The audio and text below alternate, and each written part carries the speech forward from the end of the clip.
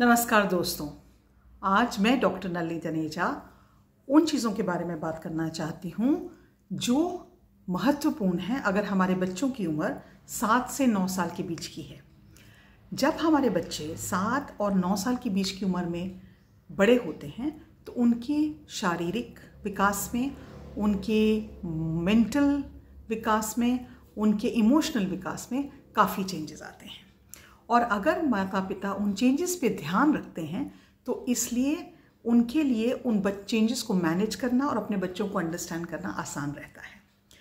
Recently मेरे counselling और mentoring session में एक पेरेंट ने कहा, मैम मेरे को समझ में नहीं आ रहा, अचानक से मेरा बच्चा बहुत एग्रेसिव हो गया है, अचानक से वो बात बात में ज़िद करने लग गया है। मेरा बच्चा तो कभी ऐसा था ही नहीं।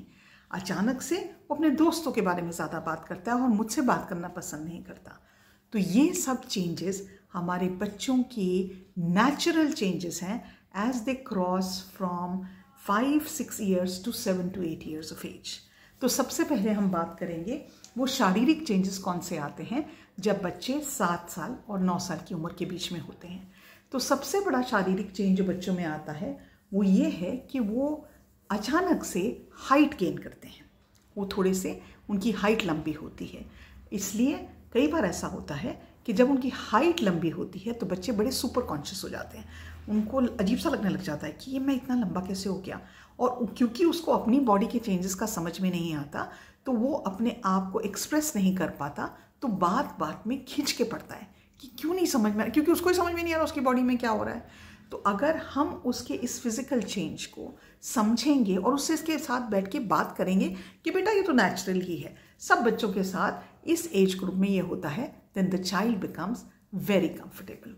दूसरी चीज़, उसके कई बार इस एज में कई बार उसके टीथ में प्रॉब्लम होती है, या तो टीथ टूट जाता है या फिर वो बक टीथ आ जाते हैं। देयर इज सम और the other kind of development that happens in the mouth area. अब जब बच्चे को इस एज में बच्चा अपनी फिजिकल अपीयरेंस के बारे में भी ज़्यादा कॉन्शियस हो जाता है।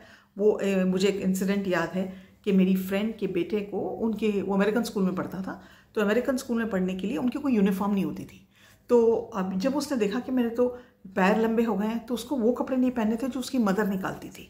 तो एक दिन उसने एक काउबॉय हैट निकाली और एक पैंट और शर्ट जो बहुत ही अजीब कलर कॉम्बिनेशन की निकाली। तो मेरी फ्रेंड ने कहा कि बेटा तुम ये कपड़े पहन के मत जाओ। तो कहता नहीं, मैं तो यही पहन के जाऊँगा। वो पहन के गया तो बच्चों ने खूब क्लास में मजाक उड़ाया होगा। तो जब उसका इतना मजाक उड़ा तो अगले दिन से उसने कहा, मम्मी अच्छा आप मेरे लिए कपड़े निकाल देना, मेरे पास टाइम नहीं है। तो अगर बच्चों की फिजिकल अपीयरेंस में चेंज आता है तो they become super conscious. So as a parent हमारी ये जिम्मेदारी बन जाती है कि हम उसको ये बताएं कि बेटा ये हमारे साथ भी हुआ था जब हम छोटे थे, आपके साथ ही नहीं हो रहा है। जैसे ही हम उसको ये बताएंगे तो बच्चा थोड़ा सा लेस उसका एंग्जाइटी कम होती है। तो this is the second change that the child undergoes so as far as body is concern. जब हम उसकी मेंटल एबिलिटीज़ के बारे में बात करते हैं, जब बच्चा इस एज ग्रुप में आता है तो ज़्यादा जिद करने लगता है, क्योंकि उसको अपनी आवाज़ की पहचान होती है। आवाज़ ऐसे नहीं कि उसको अपनी आवाज़ सुनाई नहीं देती, but the fact that he is an individual, उसकी अपनी चॉइसेस हैं, उसकी अपनी लाइक्स हैं और उसकी अपनी डिसलाइक्स हैं।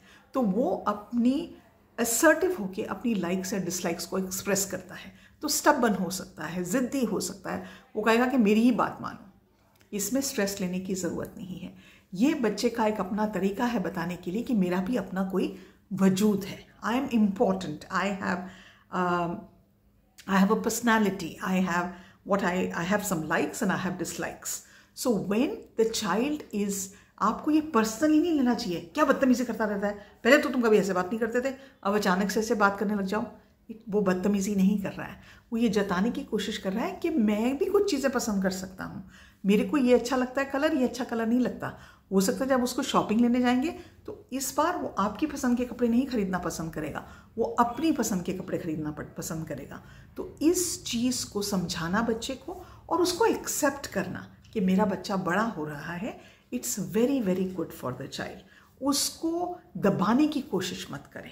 एक और चीज़ जो एज में होती है, बच्चे एग्रेशन ज़्यादा दिखाते हैं, उनको गुस्सा अपना ज़्यादा दिखाते हैं, बात बात में झुंझला के पड़ते हैं, क्योंकि उनको ये तो समझ में नहीं आ रहा कि हमारी बॉडी भी चेंज हो रही है, उनको ये समझ में नहीं आ रहा इनका मेरा दिमाग ये ऐसी ऐसी कहानियाँ क्या सुन रहा है, वो समझ में नहीं आ रहा, उसको ये समझ में नहीं आ रहा कि अचानक से कि मेरी एक पर्सनैलिटी है, मेरा वजूद है।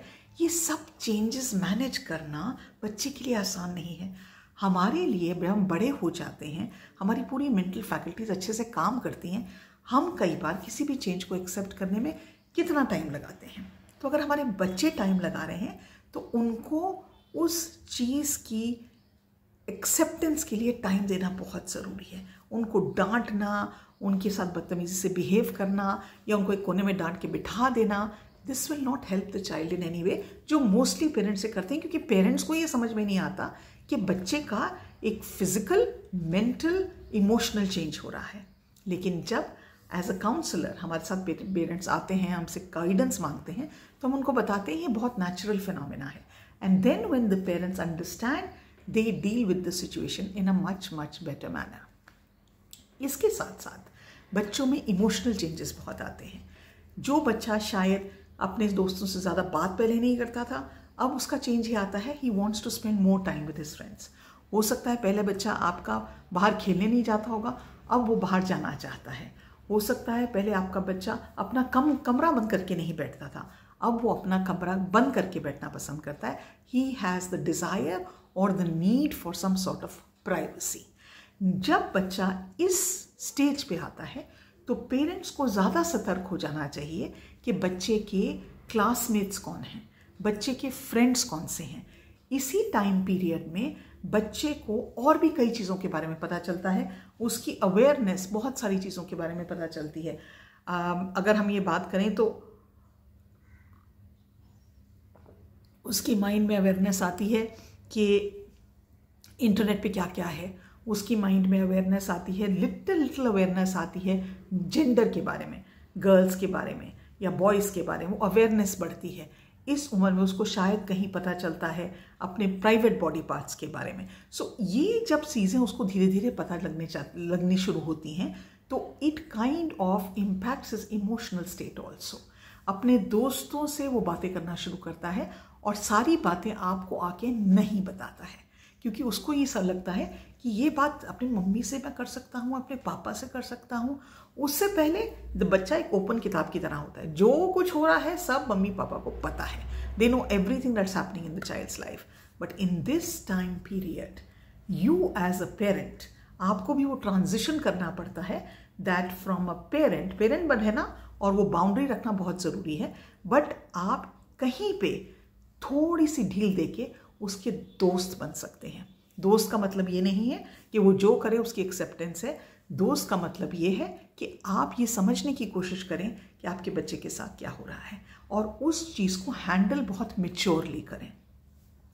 आपका बच्चा बढ़ चढ़ के आपसे कम बात करेगा, सो इट्स इम्पॉर्टेंट कि आप कुछ टाइम निकालें रोज़, चाहे 15 मिनट हो, चाहे 20 मिनट हो, चाहे 25 मिनट। अच्छा बेटा, आज क्या हो रहा है, आपके दिमाग में क्या चल रहा है, व्हाट आर यू फीलिंग? आप तो 8 साल के हो गए हैं, आप तो 9 साल के हो गए हैं, क्या चेंजेस फील करते हो? अगर आपके जो दोस्त नए बन रहे हैं वो कौन से नए दोस्त हैं, क्या करते हैं, उनके मम्मी पापा क्या करते हैं, आपकी क्लास में आजकल कैसा माहौल हो रहा है।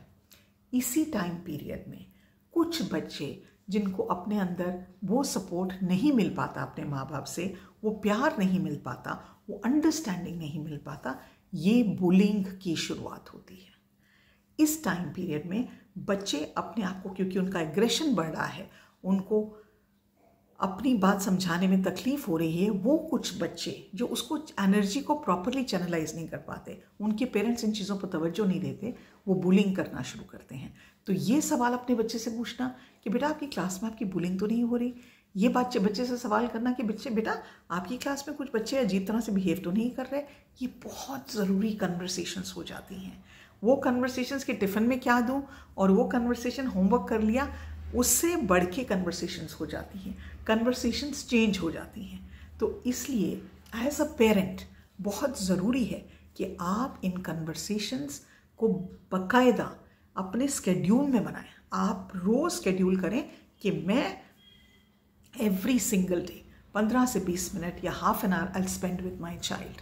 आप हर चीज़ की, ताकि बच्चे को ये कॉन्फिडेंस समझ में आए, okay I am changing a bit but my mother and father are here to support me. ये चीज़ें ध्यान में रखना बहुत ज़रूरी है।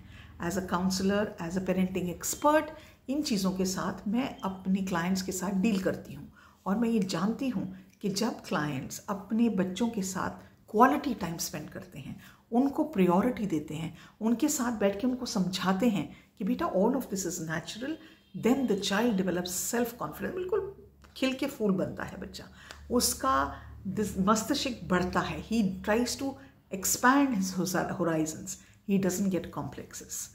ये चीज़ें समझना हमारे पेरेंट्स के लिए बहुत ज़रूरी है। अगर आपको इस पर्टिकुलर एज ग्रुप के बारे में कोई भी क्वेश्चन है तो आप मुझसे पूछ सकते हैं। आप किसी पेरेंटिंग चैलेंज से गुजर रहे हैं तो आप मुझे डीएम कर सकते हैं, कमेंट कर सकते हैं, और आप मेरे साथ half an hour to 1 hour की 1-to-1 क्लैरिटी कॉल फ्री में बुक भी कर सकते हैं। तो बुक करना मत भूलें। I hope you have a wonderful parenting journey. आज के लिए इतना ही। नमस्कार।